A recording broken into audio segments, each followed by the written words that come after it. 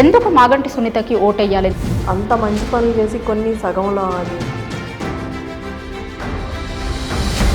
గతంలో ఎప్పుడు కూడా రాజకీయాలలో మీరు బయటకు వచ్చిన వ్యక్తి కాదు. ఇవాళ తప్పనిసరి పరిస్థితులలో మీరు రాజకీయాలలోకి రావాల్సి వచ్చింది. ఇలా అవుతుందని ఊహించుకోలేదు, జరగరాంది జరిగింది.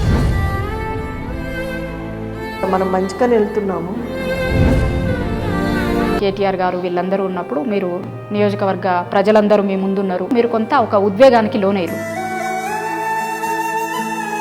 పొన్నం లాంటి నాయకులు మాట్లాడిన మాటలు ఉన్నాయి కదా, ఆ ఏడుపుల యొక్క ప్రక్రియ చూస్తుంటే ఆర్టిఫిషియల్ గా నువ్వు ఏడవాల్సింది అని వీళ్ళు చెప్తున్నటువంటి అంతర్గతంగా కొంతమంది కార్యకర్తలు చెప్తున్నారు, అమ్మ నువ్వు ప్రతి డ్యాన్స్ ఏడవాలని ఆమె చెప్తుంటే కృత్రిమ ఏడుపు అనేటువంటిది మంచిది కాదు. ఆ సోదరి పట్ల మాకు సానుభూతున్న రాజకీయాలు సానుభూతి వేరు.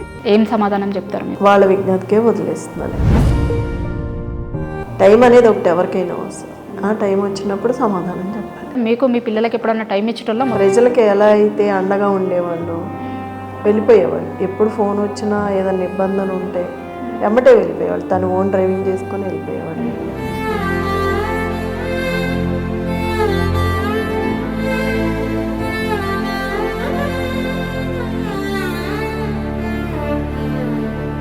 మ్యారేజ్ చేద్దాం ఇయర్ చేద్దాం అనుకున్నాము. ఆ పనిలో ఉన్నాము ఆల్రెడీ.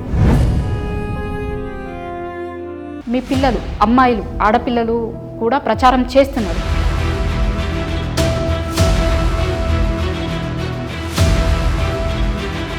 పిల్లల మీద కూడా కేసులు అవుతున్నాయి కదా. మనం తప్పు చేయనంత వరకు భయపడాల్సిన అవసరం లేదు. మీరు కానీ పిల్లలు కానీ ఏమన్నా డిస్టర్బ్ అయ్యిరా? ఎట్లా ఉండే అప్పుడు? శవం మీద పేలాలు ఏరుకునే రాజకీయాలు అన్నమాట ఇవన్నీ.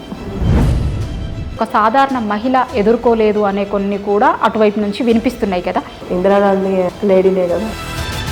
మహిళలందరూ గోపన్న అని చాలా గొప్పగా చెప్పుకుంటారు. ఇప్పుడు కూడా మా గోపన్న. టైం అనేది ఒకటి ఎవరికైనా వస్తుంది. ఆ టైం వచ్చినప్పుడు సమాధానం చెప్పాలి. జూబ్లీహిల్స్ ఉప ఎన్నికల ప్రచారం జోరందుకుంది. బీఆర్ఎస్, కాంగ్రెస్, బీజేపీ అన్ని ప్రధాన పార్టీల అభ్యర్థులు ప్రచారం చేస్తున్నాయి. అయితే కేసీఆర్ గారు చేసిన అభివృద్ధి సంక్షేమ పథకాలతో పాటు జూబ్లీహిల్స్ నియోజకవర్గంలో మాగంటి గోపీనాథ్ జూబ్లీహిల్స్ నియోజకవర్గ ప్రజలకు చేసిన సేవనే తనను గెలిపిస్తుంది అనే ధీమాతో ఉన్నారు మాగంటి సునీత. నాతో పాటు బీఆర్ఎస్ పార్టీ జూబ్లీహిల్స్ నియోజకవర్గ అభ్యర్థి మాగంటి సునీత గోపీనాథ్ గారు ఉన్నారు. ప్రచారంకి పోతున్నప్పుడు జనం దగ్గర నుంచి ఎట్లాంటి రెస్పాన్స్ వస్తుంది, తను నియోజకవర్గ ప్రజలకు ఏం చెప్పాలనుకుంటున్నారు, తనను గెలిపించాలి అని అడుగుతున్నటువంటి జనానికి కూడా తను ఏం చెప్పాలనుకుంటున్నారు, చాలా ఇష్యూస్ని మేడంతో మాట్లాడదాం. మేడం నమస్తే. ప్రచారం స్టార్ట్ చేసిరు, చాలా రోజుల నుంచి చేస్తున్నారు. ఎట్లా ఉంది రెస్పాన్స్? ఎట్లా ఉంది? ఏమంటున్నారు నియోజకవర్గ ప్రజల దగ్గరికి పోయినప్పుడు? మంచిగా రిసీవ్ చేసుకుంటున్నారు. గోపీనాథ్ గారు చేసిన అభివృద్ధి వాళ్ళే చెప్తున్నారు, నాకు ఎక్స్ప్లెయిన్ చేస్తున్నారు చేసిన పనులన్నీ. మీరు మామూలుగా రాజకీయాలలో ఉన్న వ్యక్తి కాదు, గతంలో ఎప్పుడు కూడా సారు రాజకీయాలలో ఉన్నప్పుడు కూడా ఎప్పుడు బయటకు వచ్చిన వ్యక్తి కాదు. ఇవాళ తప్పనిసరి పరిస్థితులలో మీరు రాజకీయాలలోకి రావాల్సి వచ్చింది. ఇన్ని రోజుల వరకు గోపీనాథ్ గారి నాయకత్వంలో గోపీనాథ్ గారికి ఓటేసిరు, గోపీనాథ్ గారి ఏం చేస్తారు, జనంకి ఎట్లా భరోసా ఇచ్చిరు అనేది చూసిరు. ఇవాళ మీరు కొత్తగా వాళ్ళ దగ్గరికి పోతున్నటువంటి వ్యక్తిగా మీరేం చెప్తారు నియోజకవర్గ ప్రజలకి? వాళ్ళు మిమ్మల్ని ఎట్లా రిసీవ్ చేసుకుంటున్నారు? ఇలా అవుతుందని ఊహించుకోలేదు, జరగరాంది జరిగింది. గోపీనాథ్ గారు ఎలా అయితే ప్రజల్లో మమేకమై ఉన్నారో, మేము వెనక నుంచి ఉండి చూసేవాళ్ళం కాబట్టి కొన్ని వెళ్తుంటే అవే నేర్చుకుంటూ ఉంటాము.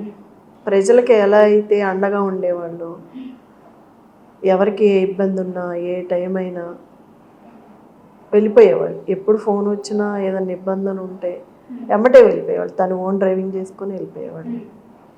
మేము చూసాం. అలాంటి సందర్భాల్లో కూడా కొంచెం అనిపించేది ఏమన్నా అయితే ఎవరు లేరు, ఒక్కళ్ళే వెళ్ళిపోతున్నారు అని. అలాంటప్పుడు నేను డివిజన్లో ఫోన్ చేసేదాన్ని, సార్ వస్తున్నారు ఒక్కళ్ళే చూడండి, అక్కడ ఏమన్నా మళ్ళీ గొడవ అవుతుందేమో అంటే చెప్పలేం కదా, ఎవరు ఎలా రిసీవ్ చేసుకుంటారు. మనం మంచిగానే వెళ్తున్నాము కానీ వేరే పార్టీ వాళ్ళు అట్లా ఉన్నప్పుడు కూడా చెప్పలేం కదా ఏం జరుగుతుందో, ఆ సిచ్యువేషన్ ఎలా ఉంటుందో. ముందు జాగ్రత్తగా చెప్పేదాన్ని నేను డివిజన్లో, సార్ వస్తున్నారు కొంచెం రిసీవ్ చేసుకోండి. మీకు ఎప్పుడైనా టైం ఇచ్చటంలో మేడం, మీకు మీ పిల్లలకి ఎప్పుడైనా టైం ఇచ్చటంలో? 6 months బిఫోర్ అన్నారు. పిల్లలతో కానీ నాతో కానీ స్పెండ్ చేయలేదు. ఇప్పుడు ఎట్లాగో మన పార్టీ లేదు కాబట్టి పిల్లల్ని కూడా మా బాబు సింగపూర్లో చదువుతుంటే ఫుడ్ పట్టలేదని తీసుకొచ్చేసారు. నాతోటే ఉండాలి, నా దగ్గరే ఉండాలి అందరని. పెద్ద పాపది అయిపోయింది కాబట్టి ఇక్కడే ఉంది. పీజీ చేయటానికి పంపించలేదు, దుబాయ్ వచ్చింది, క్యాన్సిల్ చేయించారు. ఫీజు కట్టినా కూడా మ్యారేజ్ చేద్దాం అనుకున్నాము, ఇయర్ చేద్దాం అనుకున్నాము. ఆ పనిలో ఉన్నాము ఆల్రెడీ. ఈయన కూడా పాపతో కూడా మాట్లాడుతూ ఉండేవాళ్ళు. బాబుని దగ్గర పెట్టుకున్నారు. యాక్టింగ్ జాయిన్ చేసాం, నేర్చుకుంటున్నాడు. 1 month అయితే అయిపోయేది. ఈలోపే సార్కి ఇట్లా అయింది, ఆపేశాడు. చాలా అనుకున్నాం, ఎట్లా అవుతుందని ఎప్పుడు ఊహించుకోలేదు అసలుకి.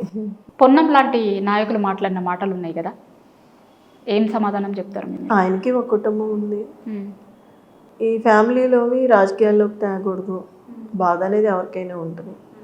ఇక ఏది ఎట్లా ఉన్నా వాళ్ళ విజ్ఞతకే వదిలేస్తుందని. అంటే మీరు చెప్తున్న మాటలు వింటే నాకు ఒకటి గుర్తుంది, మామూలుగా ఆడోళ్ళకి భూదేవంత సహనం ఉంటుంది అంటారు కదా, అట్లా అనిపిస్తుంది. అంత మాట అన్న తర్వాత కూడా మీరు వాళ్ళ విజ్ఞతకే వదిలేస్తున్నా అన్నారు, కానీ వాళ్ళు మాత్రం రోజు రోజుకి మాట్లాడుతూనే ఉన్నారు కదా. నా భర్త ఒకటే చెప్పారు నాకు, ఎప్పుడు ఎంత ఓర్పుగా సహనంగా ఉంటే టైం అనేది ఒకటి ఎవరికైనా వస్తుంది, ఆ టైం వచ్చినప్పుడు సమాధానం చెప్పాలి. మిమ్మల్ని అనడం ఒకటైతే మీ పిల్లలు, అమ్మాయిలు, ఆడపిల్లలు కూడా ప్రచారం చేస్తున్నారు. వాళ్ళు చేస్తున్నప్పుడు కూడా మా నాన్న ఆశయాలను ముందుకు తీసుకుపోతాం, అందుకోసం మేము చేస్తున్నాము అని చాలా సందర్భాలలో మాట్లాడినప్పుడు కూడా వాళ్ళు చెప్తున్నారు.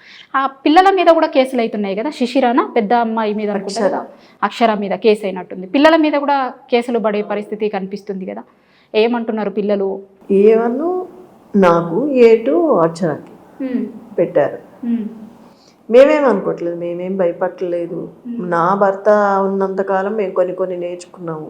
మనం తప్పు చేయనంత వరకు భయపడాల్సిన అవసరం లేదు. వాళ్ళు ఏంటంటే ఒక తల్లిగా నాకు అండగా నిలబడాలని బయటకు వచ్చారు, అదే అండతో పోతున్నారు. నేను పాపాలకు అదే చెప్పాను, ఎవరేమన్నా పట్టించుకోవద్దు, మన పని మనం చేసుకుపోదాం. మీ నాన్న కూడా అదే నేర్పించారు, అదే బాటలో పోదాం.